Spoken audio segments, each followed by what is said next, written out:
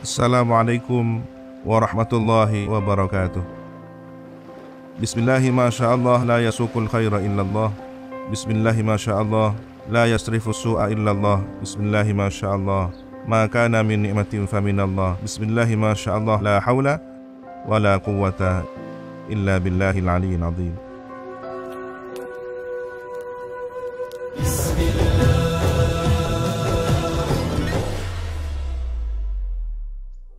Menghadapi fenomena perkembangan penyakit menular seperti COVID-19, bagaimana sikap seorang muslim seharusnya?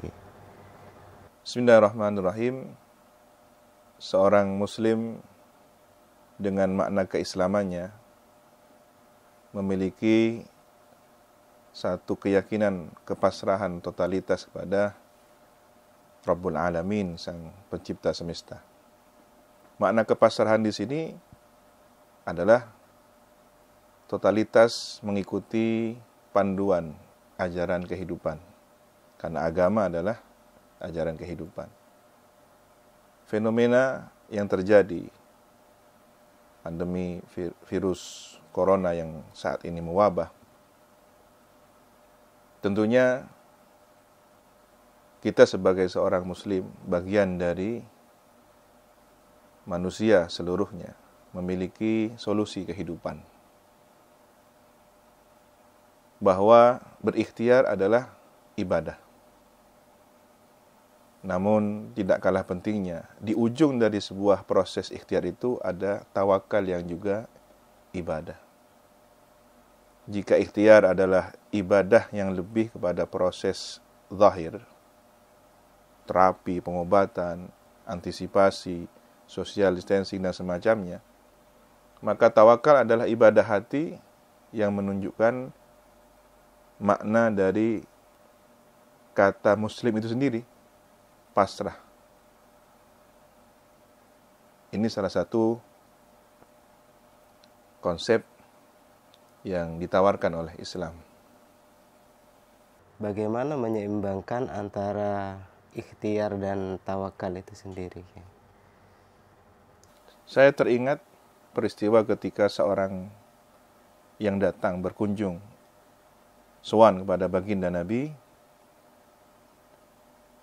Laki-laki ini meletakkan tunggangannya, seekor unta, dilepas begitu saja di luar masjid. Sesampainya berjumpa Nabi, ditanya, di mana diletakkan kendaraanmu? Dengan polos, lugu dan jujur, lelaki ini menjawab, saya lepas begitu saja ya Rasulullah, saya tawakal. Mungkin dengan satu keyakinan bahwa itu adalah konsep yang benar, tawakal. Urusan nanti dijumpai di mana, Allah, terserah bagaimana Allah yang mengatur. Tetapi Nabi dalam hal ini posisi beliau adalah asyari, tidak merestui itu, tidak ridho dengan sikap itu. Beliau dengan penuh akhlakul karimah, penuh dengan kasih sayang, merespon bahwa ada kesalahan yang dilakukan oleh laki-laki ini. Beliau bersabda, ikil wa tawakkal. Ikat dulu dengan baik, barulah kemudian bertawakal, pasrah pada Allah. Berarti ada sebuah proses yang harus mendahului secara fisik, secara zahir, mengikat kendaraan, hewan tunggangan, barulah kemudian bertawakal yang merupakan ibadah hati. Saling berdampingan, berurutan. Setelah ikhtiar disertai tawakal. Sejauh mana batas maksimal ikhtiar manusia kepada Allah? Berbicara batas maksimal, ada konsep dalam agama yang disebut dengan bil ihsani.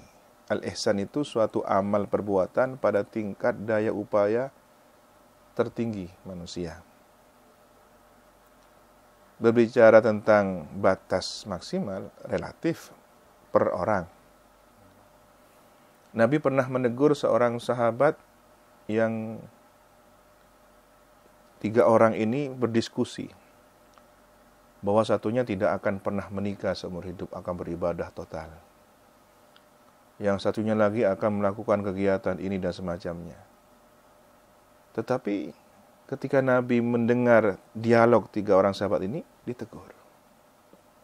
Beliau menjelaskan bahwa ternyata beliau sekali waktu sholat malam, sekali waktu beliau istirahat tidur, sekali waktu beliau berpuasa, sekali waktu beliau juga berbuka. Tidak kemudian puasa terus-menerus. Begitulah cara Nabi memberikan penjelasan bahwa agama ini ada ukuran yang sedang. Tidak berlebihan dalam beribadah. Karena potensi ketika seseorang berlebihan dalam beribadah, ada sesuatu yang di luar kemampuannya, berakibat turunnya semangat, bahkan total bisa melepaskan segala aktivitas kebaikan menjadi sebaliknya. Dia akan berhenti dari aktivitas kebaikan itu, kemudian meninggalkan seluruhnya. Na'udzubillahi min dzalik. Kondisi semacam ini disebut dengan futur, lemahnya semangat setelah puncak daya maksimal beribadah. Dan itu tidak baik, tidak terpuji. Tetapi Nabi yang sangat suka adalah adwamuha. Jadi continue, langgeng, walaupun sedikit.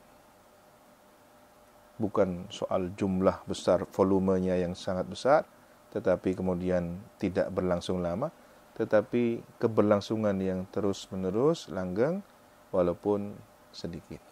Lebih Nabi cintai. Tentu, panduan kita adalah di mana ridho Nabi, disitulah kita akan mengikuti arah petunjuknya. Buat apa kita melakukan suatu ibadah, tetapi menurut diri kita, menurut konsep kita, bukan menurut konsep Nabi, bukan amal yang diridhoi Nabi, karena Nabi adalah simbol ridhonya Allah Subhanahu wa taala.